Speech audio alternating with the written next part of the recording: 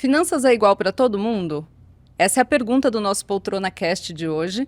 Eu sou Clay Gonçalves e hoje a gente quer tratar sobre esse tema para entender se todas as pessoas de fato têm as mesmas oportunidades de alcançar as mesmas coisas aqui nessa nossa sociedade.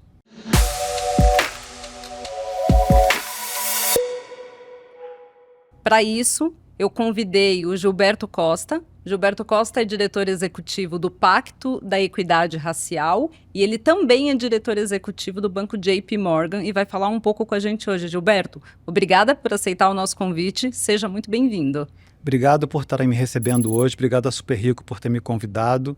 Para mim é uma oportunidade, uma honra estar aqui junto com vocês. Eu trabalho no mercado financeiro há 36 anos, sou carioca, nascido e criado no Rio de Janeiro, em Duque de Caxias, e venho de uma família de origem negra, então tive aí uma trajetória muito parecida com vários jovens negros da nossa sociedade. Hoje tenho a oportunidade de trabalhar numa grande organização americana e de poder contribuir com a agenda racial. Eu queria saber, dentro da esfera em que você atua hoje, desse caminho que você construiu, quais são as dificuldades hoje que não só as pessoas negras, mas também várias outras minorias, eu nem gosto muito desse termo minoria, né? É o que a gente usa de maneira amplificada, mas não acho que traduz exatamente a situação desses grupos, mas de que forma elas ficam à margem da sociedade quando não têm essas oportunidades? Primeiro a gente tem que olhar para o país, para o Brasil, né? O nosso país é um país que tem uma singularidade, onde a desigualdade socioeconômica e a desigualdade racial andam juntas. Então a maioria das comunidades carentes são compostas por pessoas negras. E aí isso traz um desafio para a sociedade, por quê? Porque essas pessoas acabam, primeiro, não tendo acesso à educação financeira. Então você vê aí que as pessoas não entendem os produtos, não entendem o mercado como é que funciona, não entendem a parte de crédito como é que funciona. Então tem um gap com relação ao conhecimento da educação financeira por parte da população menos favorecida e majoritariamente composta por pessoas negras. O outro grande impacto é que, além de não conhecer os produtos como funcionam, essas pessoas não têm acesso aos produtos. Então, a forma como a sociedade foi organizada, ela acabou restringindo o acesso a produtos financeiros, quer seja produto de investimento, quer seja produtos de crédito, quer seja produtos de crédito imobiliário, a população menos favorecida, majoritariamente composta por pessoas negras. E, por último, a criação de riqueza. O nosso país, durante muito tempo, ele viveu uma democracia racial em que se tinha racismo em um país que não era racista. Isso trouxe um desafio. Qual foi o desafio? Não reconhecer o problema durante muito tempo, e aí você acabou gerando uma falta de riqueza por parte da população negra. Então, quando você menciona grupos subrepresentados, né, que são grupos que você tem, a maioria da população é composta por pessoas pretas e pardas, mas que hoje em dia ainda são subrepresentadas nas organizações, enfim, nas grandes empresas, etc. Então você tem aí um impacto numa não geração de economia, não geração de riqueza, e com isso essas pessoas acabam muitas vezes não tendo condições de fazer investimento, ou de fazer uma poupança, ou de ter acesso a produtos de crédito, e assim vai. A fala que você fez me trouxe aqui uma pergunta sobre as pessoas não terem acesso aos produtos de investimento, aos produtos de crédito, financiamento. E quando você fala isso, você está dizendo que não existe aceitação do ponto de vista de atendimento, de conhecimento, ou realmente há um limite por uma barreira de quantidade mínima de dinheiro para fazer um investimento ou de liberação de crédito para fazer um financiamento? Porque eu fico pensando que essas pessoas, o retrato que a gente tem da sociedade mesmo que essas pessoas tenham dificuldades financeiras, elas pagam suas contas, elas vivem, elas têm seus projetos e elas realizam essas coisas. Então isso significa que, assim como aqueles que têm acesso, elas também seriam pessoas que iriam investir, que iriam ter ali a honra de fazer o pagamento do seu financiamento. Para que lado que a gente está falando? Eu acho que aqui é um componente de vários fatores. Primeiro, vamos pensar em representatividade. Então, quando uma pessoa negra entra numa organização financeira, ela, como cliente, precisa se sentir representada. Então você tem que entrar numa agência, você vai ter acesso a produtos, você tem que se sentir representado naquele segmento que você atua.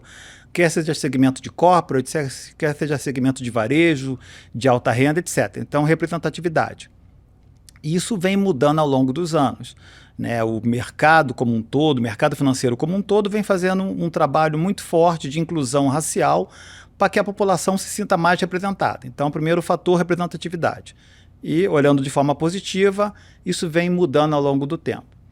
O segundo fator é o fator acesso aos produtos. E aqui talvez a gente tenha que dividir em dois grandes blocos. Produtos de crédito, produtos de investimento.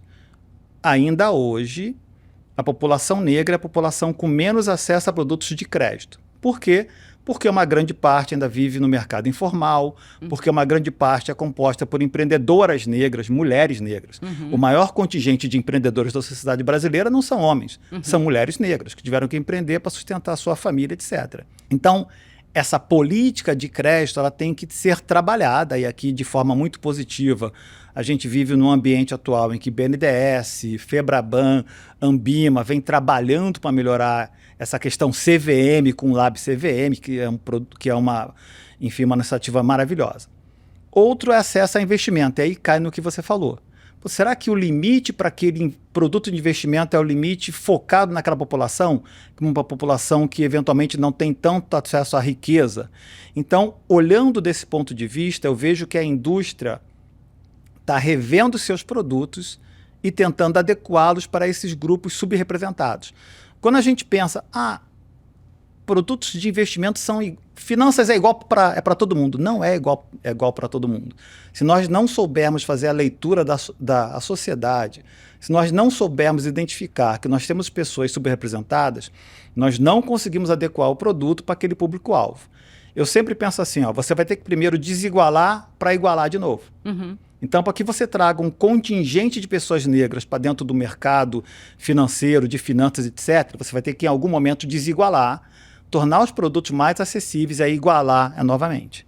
Por que não um fundo de private equity para essas empreendedoras, né? Com Isso certeza, é maravilhoso. Elas iam querer investir nesse fundo. Maravilhoso. E já tem iniciativas nesse sentido. Ai, que bacana. Muito bom. A gente já começou a falar um pouco aqui, né? Já introduzimos esse assunto, mas além do que o mercado financeiro pode fazer, né? Como sociedade, o que a gente pode fazer para que essas pessoas tenham mais acesso? Quais são as ações afirmativas que as pessoas sejam deste grupo que já tiveram um futuro um pouco diferenciado e conseguiram conquistar coisas além daquilo que, entre aspas, aqui estava prometido por conta da condição que a gente vive no Brasil.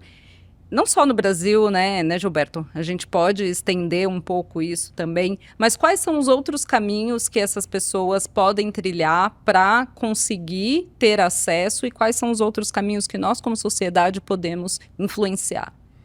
Bom, enquanto sociedade, eu vejo que tem que ser feito um trabalho conjunto, não só governo, não só empresas ligadas ao mercado de finanças ou mercado financeiro, não só Febraban, Ambima, CVM, um trabalho conjunto, todo mundo junto, introduzindo o mundo das finanças muito mais cedo para toda a população e necessariamente para a população negra que é subrepresentada. Então, introduzindo finanças nas escolas públicas, introduzindo finanças nas universidades, ou seja, isso tem que ser uma conversa natural.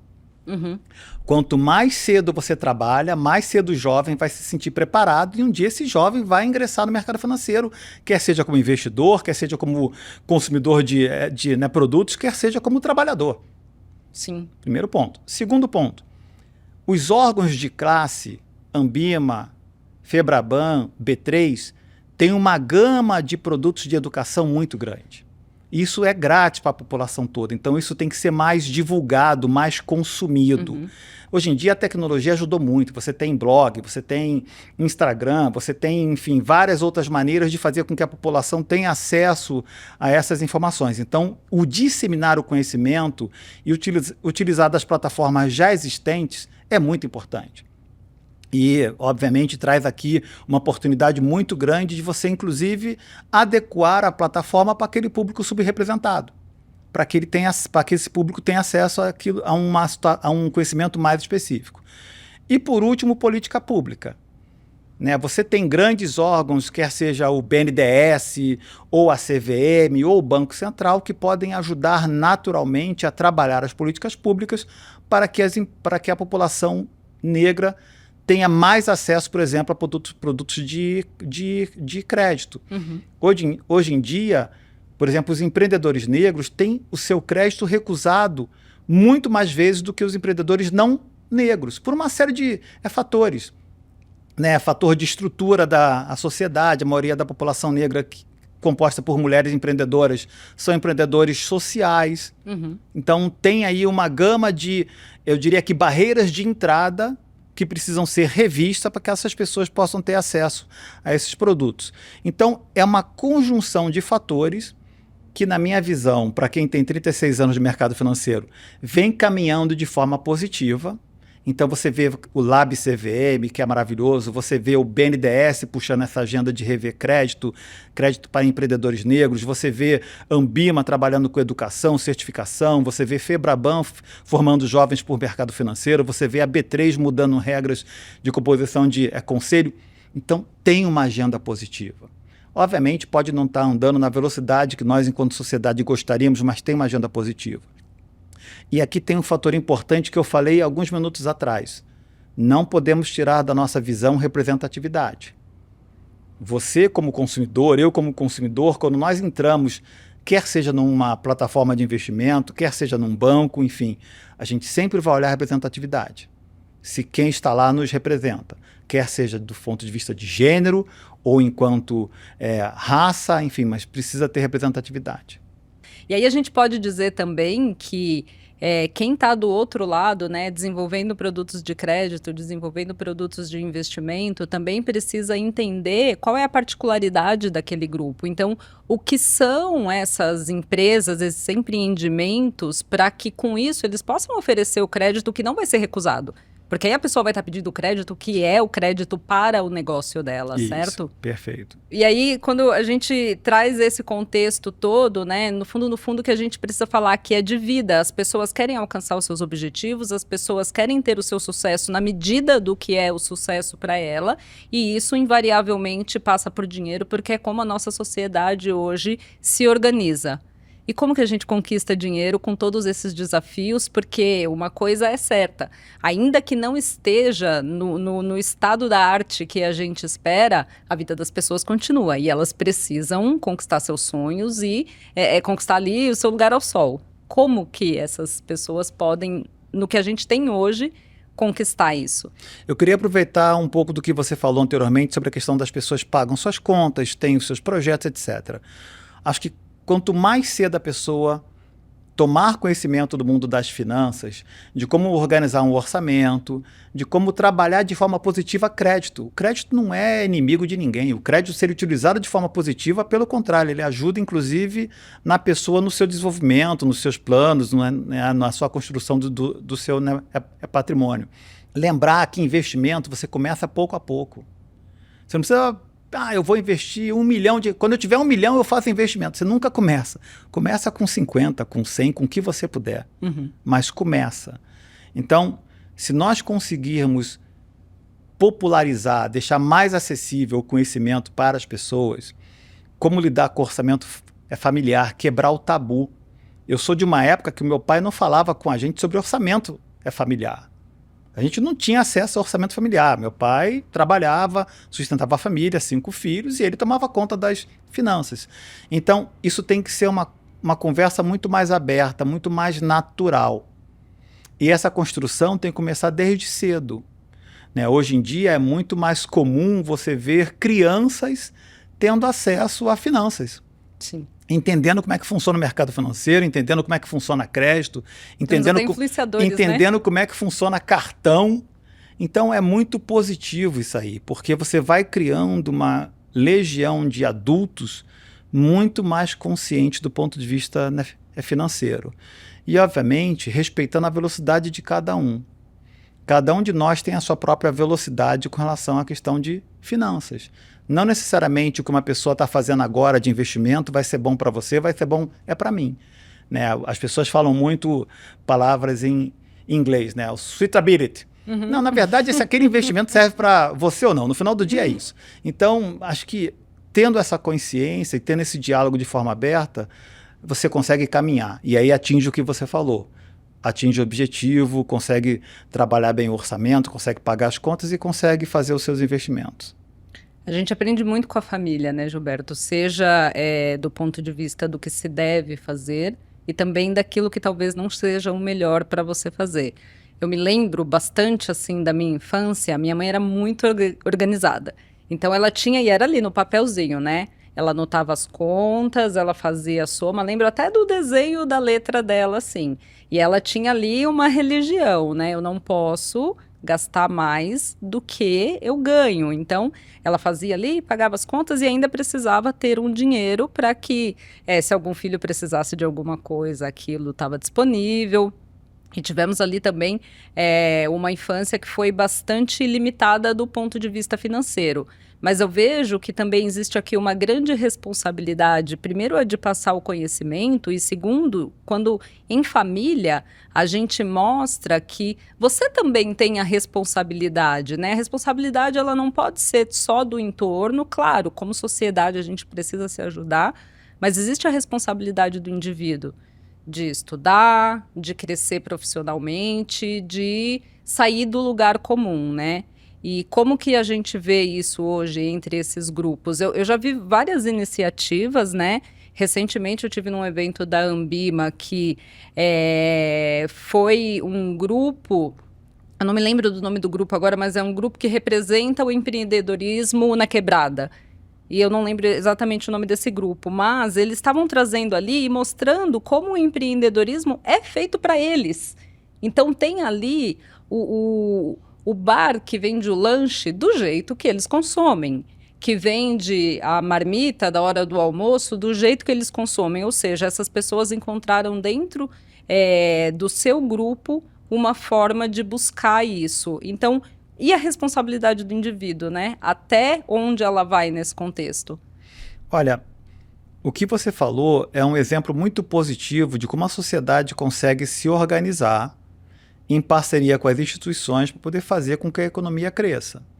Então, o exemplo que você deu de empreendimento nas comunidades, nas quebradas, é um exemplo clássico de como a sociedade consegue repensar, olhar de forma positiva e falar assim, ó, como é que eu mudo essa realidade?